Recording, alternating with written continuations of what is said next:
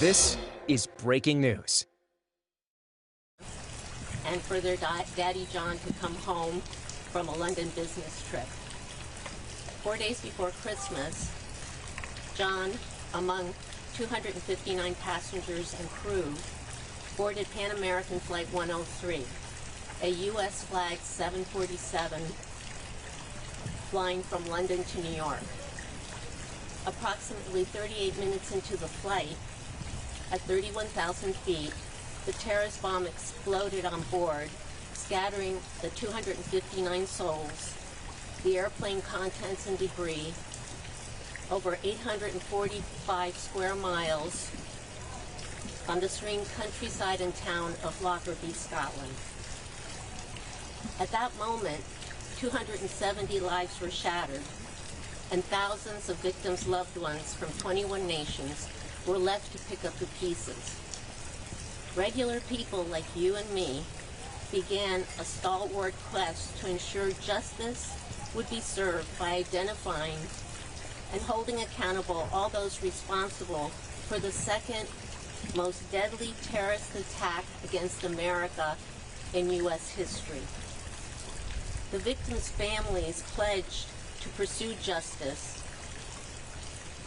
and this is my 3-decade-old promise to my husband, John, who was 38 years old. He was my best friend and the father of our 3 very small children. To that end, in 2018, the Pan Am 103 Lockerbie Legacy Foundation was established to codify this historical terrorist attack against America, to remember the 270 victims with a living memorial, to gather first-hand accounts and stories from all the Pan Am 103 Lockerbie global community impacted, and to ensure ongoing vigilance to enhance the protection of the flying public and help enforce victims' and flyers' rights to avoid others from suffering the same fate. Aside from issuing the 1991 criminal indictments against the 2 Libyans, al-Megrahi and Fima, and the 2020 criminal charges against Masood, U.S. authorities have never arrested or prosecuted any suspects in 34 years. To the American families, this felt like a betrayal by the U.S. authorities and our government.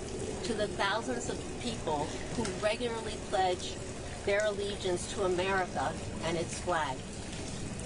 The U.S. apprehension and arrest of Libyan terrorist suspect Abu Aguila Mohammed Masood is the first tangible step made by the U.S. Department of Justice in 34 years to hold any suspect accountable in U.S. courts. U.S. federal courts have the jurisdiction to prosecute crimes on board U.S. aircraft, regardless of the location. And multiple jurisdictions routinely try criminals under applicable laws that are national as well as local laws. So today's arraignment that will happen against Masood in Pretty Man Courthouse in Washington, D.C. is the first significant step to begin to address this 3-decade-long miscarriage of justice. It's the victim's family's fervent wish that U.S. criminal trial proceedings begin immediately. Justice delayed is justice denied. The victims' families are keenly aware that after 34 years, informants and witnesses die, memories fade, and evidence can deteriorate or disappear. On behalf of my family and the families of Pan Am 103 Lockerbie members, I want to express our gratitude to President Biden, a Syracuse University alumnus, and there were 35 Syracuse students that died on that plane. I also want to express our gratitude to the U.S. authorities for today putting actions behind their 34 years of promises and pledges. The time for justice is now. Thank you. If there's any questions, yes? This subject contest declined 10 years ago. What do you say of the fact that it took these 10 years to finally face justice? Well, back in 2011, I had personally brought a very credible source to the attention of the U.S. Department of Justice, who had signed an affidavit saying that he knew, as former Minister of Justice for Gaddafi, that he knew that Gaddafi, he had proof that Gaddafi had actually ordered the attack on Panem 103 as well as other terrorist attacks. I gave the information to the Department of Justice, the sworn affidavit. There's even a book written about it called Storm in the Desert. The U.S. Department of Justice, State Department, the administration all took this information, and I heard nothing. And our constant request for updates on what the status was nothing, and that was in 2011. In 2011, the same Minister of Justice had become the head of the National Transitional Government in Libya, who was overthrowing the Gaddafi regime. He came to the United Nations representing the Libyan government to try to get a no-fly zone supported by the United Nations. He came with the information and the affidavit that I had given to the U.S. authorities, and for 4 days I sat in the Libyan mission to the UN, and for 4 days they said that Al-Jali, who was the head of the National Transition Council, had said that the U.S. was not willing to discuss anything about that. Then in 2015, family member Ken Dornstein put together a PBS 3-part documentary entitled My Brother's Bomber. He had, from 2011 and 12, located the many suspects that were still outstanding, and had given the exact information in 2012 to the U.S. authorities. The PBS program, My Brother's Bomber, aired in 2015, and I was with Ken and some of the victims' family members at the Department of Justice with Attorney General Loretta Lynch. And I said, you know, what have you been doing with all this information? Why aren't you, what's the status of this? And she proceeded to tell me that that Libya was a very dangerous place, and that she was waiting to hear from the Scottish partners to see what the next steps were. Frankly, I was stunned, and I said to her, well, first of all, with the Libyan attacks to the U.S. Embassy and CIA's annex in Libya, within months, the U.S. government had gone into Benghazi, had gone into Libya, captured the suspects, brought them to trial in the U.S., and they were prosecuted and now were serving sentences. That's the same Libya that you're saying is too dangerous for you to go in to pursue suspects for the Panem 103 bombing and murder of 190 Americans. And she said, well, it is a very dangerous place. And I said, well, not any more dangerous than it was for family member Ken Dornstein, a nice Jewish man whose brother had been killed, for him to go in there on his own. So we really feel that there has been some sort of obstruction of justice going on, because there have been credible sourcing and finding of individuals that have been given to the department. And again, if you look at the actual indictments and criminal charges against Masood, it says that his interview was done over a decade ahead of time. You've made your life's work pursuing justice for all of these families, including your own. What was it like to get the news that he was in U.S. custody finally, almost exactly 34 years later? I was finally, for the first time in 34 years, I was hopeful that we could have one of the perpetrators come to a U.S. courtroom and hold them accountable. It was the first time that I was hopeful. I wasn't sure if, within my lifetime, we would be able to see the day. So this is a significant milestone for me, my families, and all the families of those killed. Do you have any new information about the arraignment? Have you been in touch with the Department of Justice yet? Yes, the arraignment will happen at 1 p.m. today, and it is at the, hang on, I have the information. Freddie Mann Courthouse in Washington, D.C., and Terry can give you the exact information, but it is scheduled right now for 1 p.m., but it might be pushed back. Family member and also board of director member of the Pan Am 103 Lockerbie Foundation, Paul Hudson, will be at the courthouse representing all of us. Terry can also provide you his contact information if you'd like to reach him. You said it provided a sense of hope. Has there been, what has it been like the last 24 hours? Has it been frustration? Has it been, were you reaching the point of, you said you didn't think you were going to see it in your lifetime. Was it a point of apathy? I mean, where were you, how were you feeling leading up to this?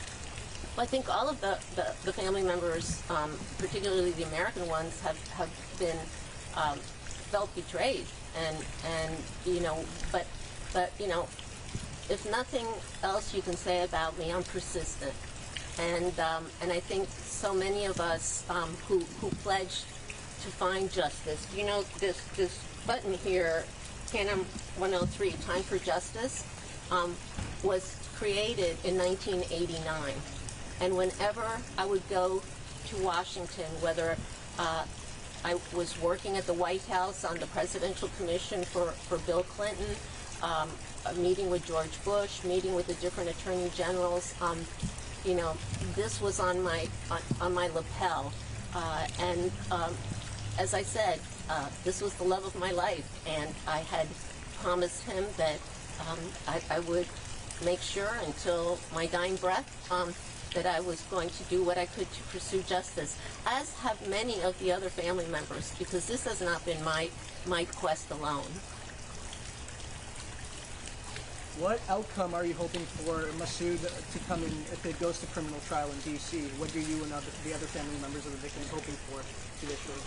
Well, it is going to come to a U.S. criminal trial in D.C., and our hope is that we'll be able to find out what he knows, and hopefully he'll be able to identify other co-conspirators so we can also bring them to justice. But so far he has claimed responsibility for actually making the bomb and getting it, to the location where it was put on Pan Am 103. Abdul Basit Meragi's family has been fighting to clear his innocence over in the court in Scotland. Do you have any thoughts on that family's and their claims? Well, I know the only suspect that was found guilty in a Scottish court was al-Megrahi, and he was given a lifelong sentence. But the difference why we have always been demanding that our cases be tried in the U.S. under U.S. law is that there's so many differences between U.S. law and Scottish law. For instance, they have no life sentence. They have a life sentence that is only 20 years is the maximum. They have no death penalty. They also, the admissibility of evidence is very different. Unless somebody can corroborate specific information that they have found. For instance, they had found FEMA's diaries where he had written that he was going to Malta and was involved in the operation, but since nobody could corroborate that they had seen him write in that diary, they couldn't admit that into court. Whereas in U.S. courts, they can grab that diary and have handwriting experts compare beyond a reasonable doubt that was FEMA's diary, that was his handwriting, and he in fact was involved. So it was a very different system. In terms of al-Megrahi's conviction, I don't understand Scottish law, so I really didn't understand the nuances of his conviction.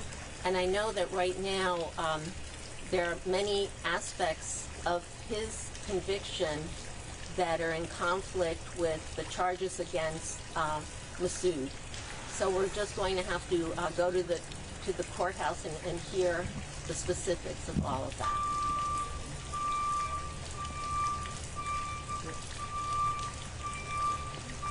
We'll go ahead and get some quick settlements. Ms. Thomas, do you feel comfortable at all saying anything in Spanish? If you don't mind broken Spanish. Sí, o sea, ¿cómo te sientes hoy? Pues, ¿quieres esperar el sonido? Sí, por favor.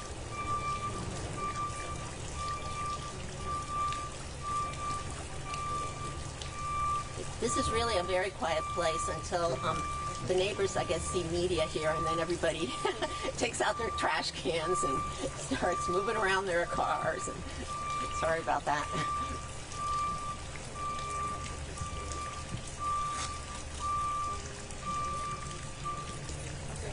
Listo. ¿Cómo se siente usted hoy? Hoy día tengo mucha esperanza que por fin vamos a poder comenzar, sorry, how do you say, trial? El juicio. Hoy día tengo mucha esperanza que después de 34 años por fin vamos a comenzar el juicio contra